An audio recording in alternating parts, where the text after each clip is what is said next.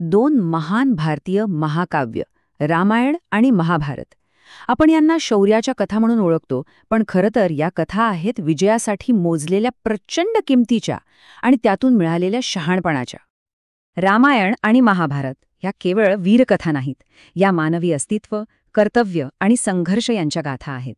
पण या दोन्ही भव्य कथांच्या अगदी केंद्रस्थानी एकच भेदक प्रश्न आहे: विजयाचा खरा अर्थ असतो तरी काय? यतो धर्मस्ततो जय, म्हणजे जिथे धर्म आहे तिथे विजय आहे, हे महाभारताचं ब्रीदवाक्य. पण विचार करा, जर विजय मिळवण्यासाठी सगळंच पणाला लागत असेल, प्रचंड विनाश होत असेल, तर त्या विजयाला खरंच जय म्हणता येईल का? हाच तो प्रश्न आहे ज्याने या महाकाव्यांमधल्या नायकांना अक्षरशः पोखरून काढलं. तर चला, आपण आधी ह्या दोन महायुद्धांच्या भव्यतेचा आणि त्यामागच्या कारणांचा शोध घेऊया. पाहूया तरी या रणभूमीवर नेमकं काय घडलं होतं. यांना फक्त पौराणिक कथा समजण्याची चूक करू नका. तुम्ही फक्त यांची अनुक्रमणिका बघा, तरी तुम्हाला त्यांच्या विशालतेची कल्पना येईल. खरं सांगायचं तर ही महाकाव्य म्हणजे मानवी संघर्षावर लिहिलेलं आजवरचं सगळ्यात मोठं आणि गहन साहित्य आहे.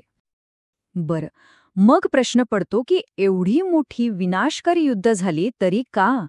दोन्ही बाजूंनी न्यायाच्या नावाखाली शस्त्र का उचलली गेली? आता बघा, दोन्ही युद्ध लढली गेली धर्माच्या नावाखाली, म्हणजे न्यायासाठी.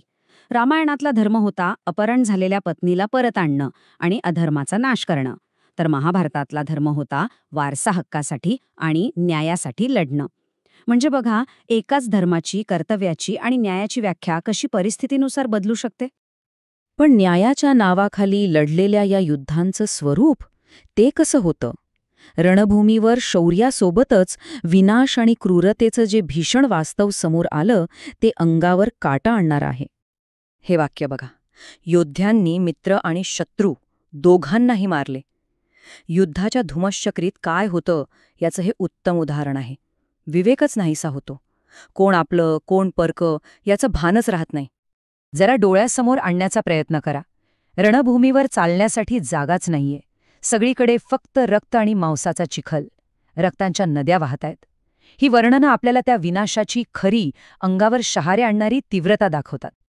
आणि हा विध्वंस फक्त माणसांपुरता मर्यादित नव्हता. नाही, हत्ती, घोडे, सगळा निसर्गच जणू या विनाशाचा साक्षीदार होता.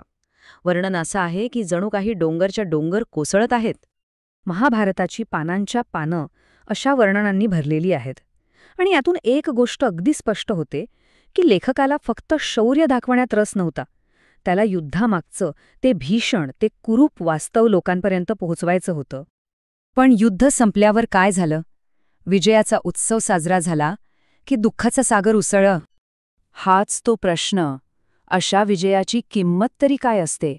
आणि हाच तो प्रश्न होता जो महाभारताच्या विजेत्यांना, पांडवांना आतून पोखरत होता. हा युधिष्ठिराचा स्वतःलाच केलेला सवाल आहे. ज्या राज्यासाठी सगळं काही पणाला लावलं, ते राज्य मिळाल्यावर आनंद नाहीये, पश्चाताप आहे. त्यांना वाटते काय उपयोग ह्या विजयाचा? आणि हे फक्त जिंकणाऱ्यांचं दुःख नव्हतं. इथे गांधारी काय म्हणते बघा. यातून स्पष्ट दिसतं की वेदना दोन्ही बाजूंना सारखीच होती.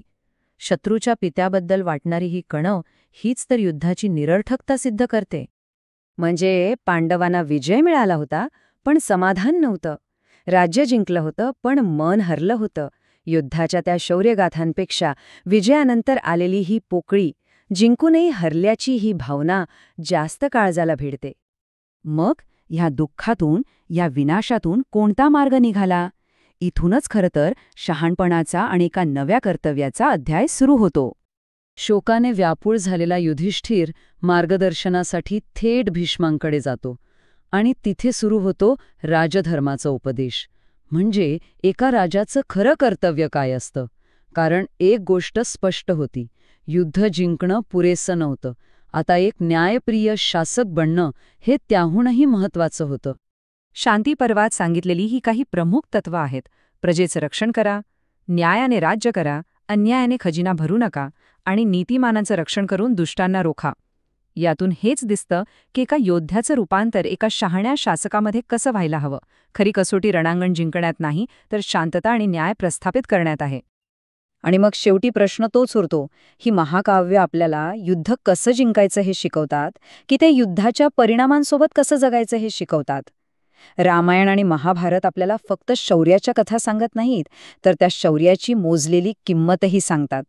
आणि कदाचित हाच खरा संदेश आहे, की खरा विजय रणांगणावर नाही, तर आपल्याच मनातल्या द्वेषावर आणि शोकावर मिळवण्यात असतो.